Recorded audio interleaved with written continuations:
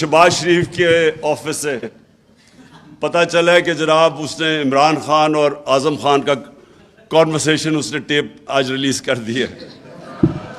پہلے تو آپ کو پتہ ہونا چاہیے یہ آفیشیل سیکرٹ ایکٹس کے خلاف ہے. میں سوچ رہا ہوں کہ اس کے اوپر اس چیز میں اس کو عدالت میں لے کے جاؤں, یا وہ 16 ارب کے کیسز جو اس نے 4 آدمی تو مر چکے ہیں نا, مقصود چپڑاسی بھی مر چکا ہے, 3 اور جو گواہ ہیں وہ بھی مار دیے ہیں, ایک وہ جو ڈاکٹر رضوان ہے وہ بھی بیچارہ انویسٹیگیٹر وہ بھی.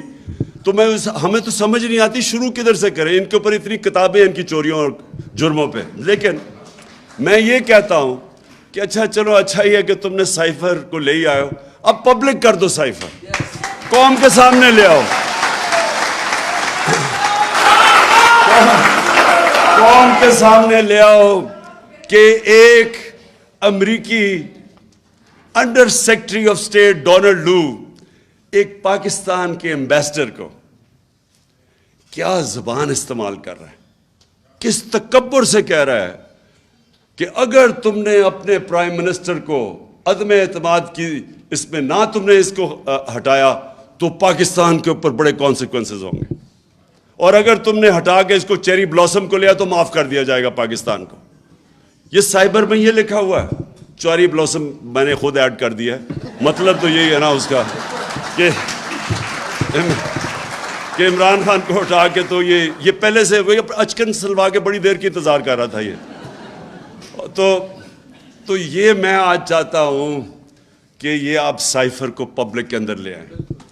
جو ڈونلڈ لو نے باتیں کی تھی ہمارے اسد مجید کے ساتھ, ہمارے ایمبیسڈر کے ساتھ, وہ ساری قوم کو اب پتہ چلنا چاہیے کہ وہ کس طرح پاکستان کو دیکھتے تھے, کہ ہمیں کس طرح وہ دیکھ رہے ہیں جیسے کہ ہم ان کے کوئی غلام ہیں.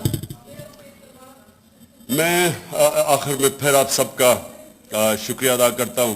اچھا ایک اور وہ جتنا گھٹیا چیف الیکشن کمشنر ہے نا, اس سے زیادہ میں نے گھٹیا آدمی نہیں دیکھا.